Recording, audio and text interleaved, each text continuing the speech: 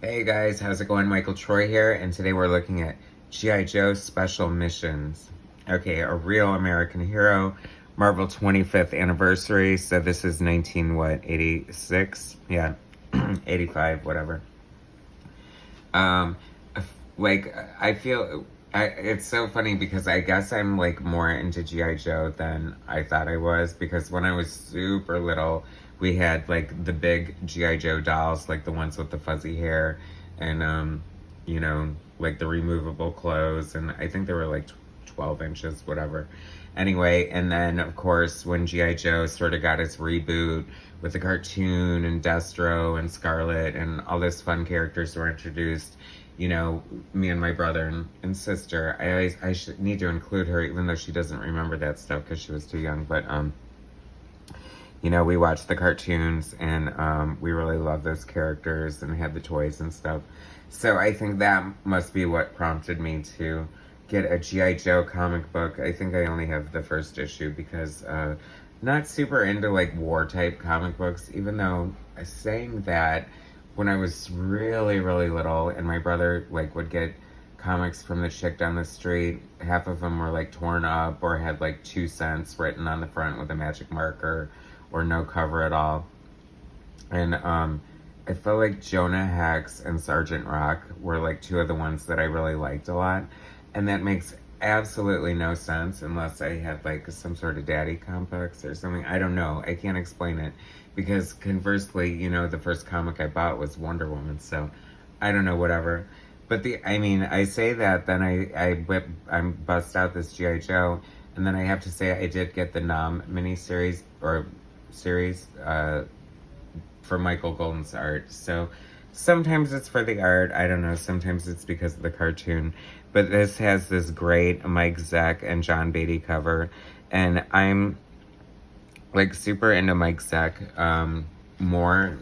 I mean, I always liked his art. Like, I think Craven's Last Hunt is where he really blew me away. And plus, I got the Punisher miniseries. The one, I forget who wrote that, but whatever. I don't know. It's weird. But I I just love his art even more now. Like, I guess I just appreciate like what a tremendous artist he is with his. It's very dynamic. You know, he did that famous, what was it, Captain America Annual 8 with Wolverine like scratching or, you know, like lunging at Captain America's shield and all the sparks coming out. Like, that's such an amazing cover, right, guys? So Larry Hama story.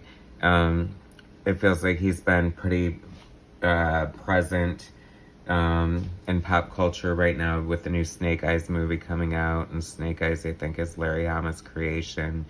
And his contribution to G.I. Joe is kind of like legendary. So Herb Trimpe art, I talk about artists that I have like new appreciation for now as an adult. Like, I could have cared less about Herb Trimpe. He seemed like one of those super generic, like Marvel House style artists that didn't really do much for me. Like, those guys, like, I was fine with it because whatever, they're all great artists, but they sort of blended in together to me. It was until like artists like John Byrne and George Perez and Art Adams and Michael Golden, you know, that really blew me away and showed me, I don't know, something completely different. But I like love Herb Trimpe's art. So I'm guessing he's penciling and inking here, and it's just gorgeous. I mean, his line work and his composition and his I don't know, it's just the whole aesthetic is just like really fun. The Baroness, what a great character she is. I mean, who doesn't love like a femme fatale in her John Lennon glasses? But I mean, that I have to say, like, that is one thing that is kind of not so exciting about these types of comic, like, I don't know, war or military comic books, is like comics may have a slight disadvantage in these genres just because it doesn't look nearly as exciting to see a helicopter plummet into the ocean. Although that's cool. I mean, I have to say he is kind of bringing it.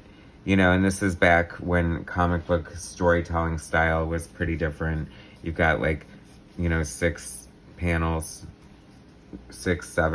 on a page, and now it's like 1, 2, 3 panels, which is fine, whatever. It's a sign of the times, I guess. But, you know, this is back when, and, you know, it shouldn't be a lost art completely, and I shouldn't say that, you know, because there's still plenty of artists out there who are amazing storytellers who put in the work, but, I mean, comic books is a storytelling visual medium, so you need to be able to convey what's going on in the story. I mean, I'm not even reading the balloons here, but I can tell, obviously, what's going on. There's lots of explosions, there's lots of headphone talking, there's, you know, tanks and boats, and, I mean, there's a speedboat, and Baroness is, like, riding it, like she works at SeaWorld or something. And then I mean, actually, this is making me, like, really want to read this book, because it's looking fun and exciting. I mean, suddenly we're scuba diving, and so I feel like I'm in a James Bond movie or something, so bring it on. I might have to watch Snake Eyes. I don't even think I've seen any of the G.I. Joe movies. Is there anyone in particular that is better than the other ones? Or are they all good? Are they all bad? Feel free to leave in the comments what you think of the G.I. Joe movie. No, see, this is where I feel like the Image guys have it right. You know, Image Comics blew into the 90s, you know, based on the strength. Mostly the strength, I should say, of the art. Although there's plenty of beloved characters that they created.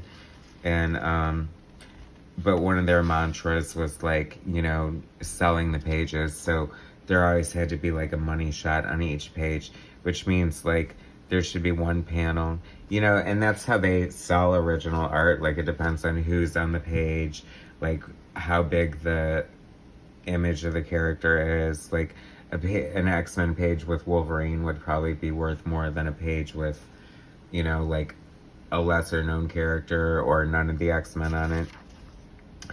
But my point being is that if I'm drawing Destro in a comic book and this is the first time he appears, you can bet your sweet ass well, I do love his, like, Bronze Titan sort of exposed chest. Is it, like, does he have a silver body or just a silver head and a flesh chest? Help me with my Destro anatomy, people. if you're possibly listening still at this point. The new universe. Just when you think it's safe to turn the page, there's a reminder of another failed attempt to destroy the Marvel Universe. Man, I love Destro. He's so cool. Like, what a fun character.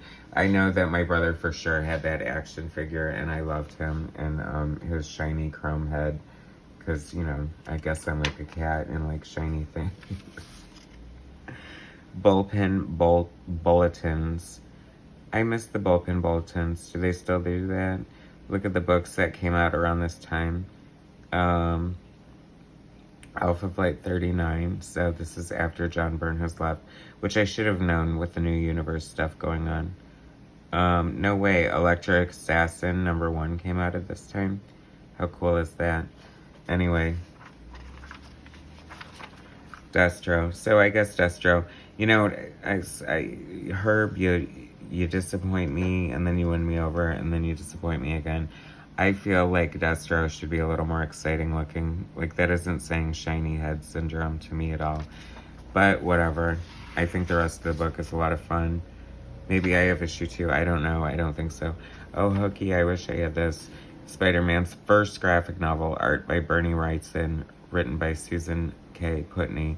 And, you know, like, why did they put this writer in here when clearly you have Bernie Wrightson? I don't remember. See, you think it was that good, I would remember it. But, I mean, I do remember its existence, and I feel like I must have had it. There's no way I would pass up Bernie Wrightson doing Spider-Man. I wonder if the story's any good. Anyway, so that's that. Thanks so much for taking a moment to look at this G.I. Joe Special Missions #1 from 1985. Anyway, thanks for watching. Please subscribe to my channel, hit like, share my content, and I'll bring you some more later. Alright, thanks guys.